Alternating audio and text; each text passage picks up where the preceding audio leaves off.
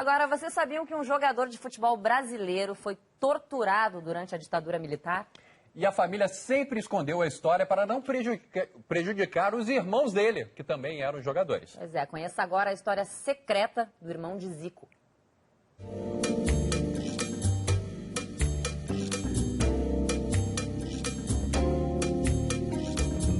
Esta casa na rua Lucinda Barbosa, número 7, em Quintino Bocaiúva, bairro da Zona Norte do Rio de Janeiro, já apareceu em muitas reportagens. Aqui nasceu o Zico e viveram outros dois grandes jogadores do futebol brasileiro, Antunes e Edu, dois irmãos do Zico da família Antunes Coimbra.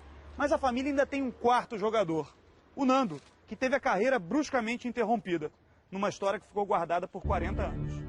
Isso aí estava meio escondido e hoje está se podendo trazer à tona, né, o sofrimento. Muitos se foram, né? E os que ficaram têm obrigação de até para orientar vocês na defesa de amanhã ter uma ameaça. 1964. O Brasil vivia os primeiros momentos de uma ditadura militar que duraria 20 anos. João Goulart tinha sido deposto e o presidente da República era o Marechal Humberto Castelo Branco. Mas as mudanças políticas quase não afetavam o prestígio do futebol bicampeão mundial. Mesmo em início de carreira, o centroavante Antunes já fazia sucesso no Fluminense. 2 anos mais novo, Nando estava dividido entre a bola e os livros. Jogava no Fluminense e cursava a Faculdade Nacional de Filosofia. Eu e minha irmã fizemos concurso para o PNA, o Plano Nacional de Alfabetização, do grande Paulo Freire. A minha irmã era coordenadora e eu professor.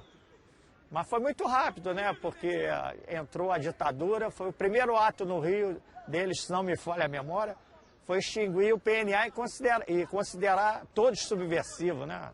Aí quando o Nando fala da Faculdade de Filosofia, foi por conta disso, né? A Faculdade Nacional de Filosofia era a antiga Universidade do Brasil, que hoje é o UFRJ, era um celeiro de pessoas que desenvolviam ideias, como eles perseguiram artistas, intelectuais de uma maneira geral. Mas Nando fugia à regra dos intelectuais da época. Apesar da formação, era muito mais um jogador de futebol.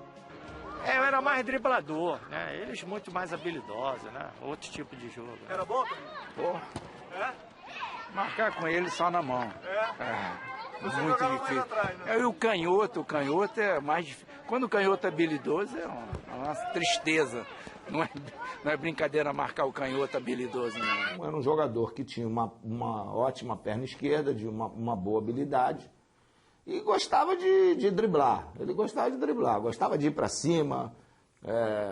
A gente brincava muito com ele, porque tinha vezes que ele jogava e ele falava, pô, driblei pra caramba, dei um show. Quanto foi? 6-0 adversário, mas não importa, eu dei um show. Peguei a bola, brinquei. Nando viveu os melhores momentos da carreira no Ceará, em 68. É o meu segundo clube, é uma paixão que eu tenho. Aliás, estou até aqui com a camisa, ó, cobrindo o coração aqui. Ceará. E ali, Nando poderia ter ficado.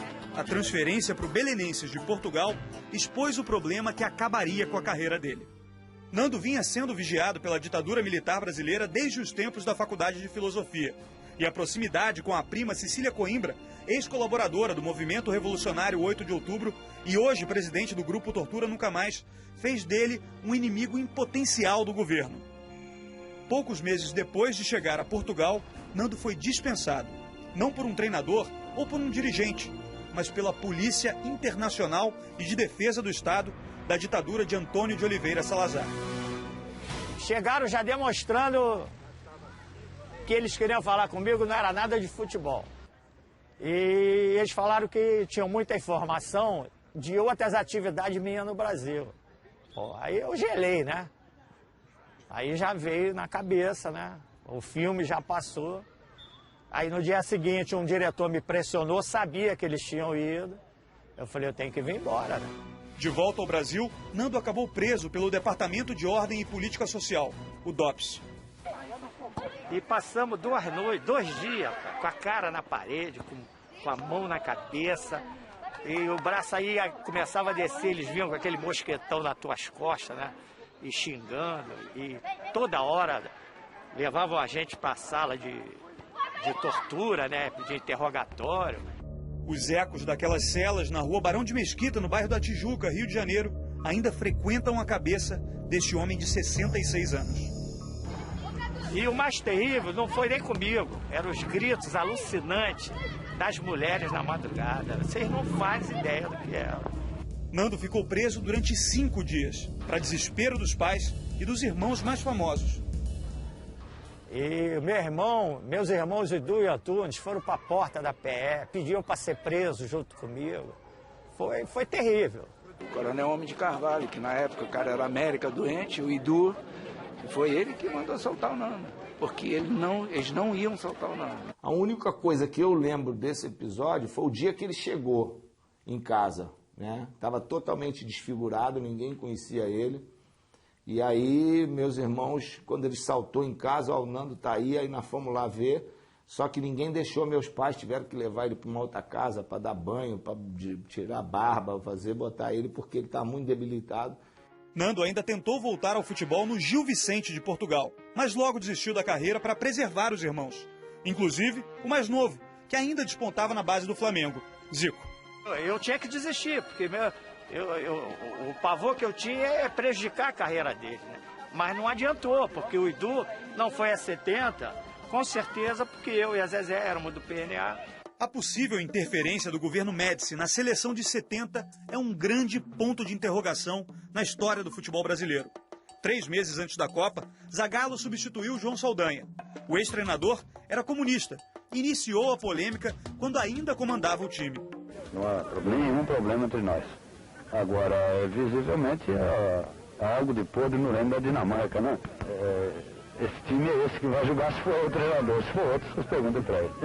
Em 69, Edu foi o artilheiro do torneio Roberto Gomes Pedrosa, o campeonato brasileiro da época. Mesmo eleito pela imprensa esportiva o melhor jogador da América Latina, ele não foi à Copa. Eu tenho absoluta certeza, pelo meu potencial, que eu tinha vaga garantida entre os 22 jogadores. Infelizmente não fui. O Brasil foi campeão do mundo, né? Se você vê também, na época eu era camisa 9, deve ter lances meus aí.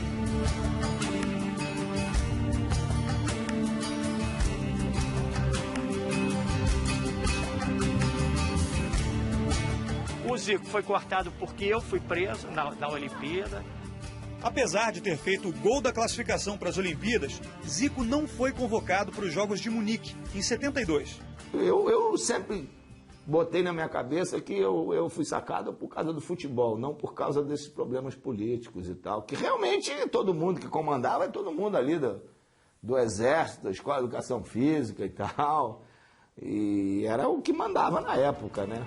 40 anos depois, a verdade sobre essas duas convocações permanece incerta. Mas Nando, hoje coordenador da escolinha de futebol do irmão Zico, conseguiu recuperar uma parte da história escondida pelo medo.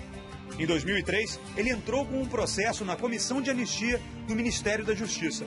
Em dezembro de 2010, Fernando Antunes Coimbra foi oficialmente considerado um perseguido político da ditadura militar no Brasil.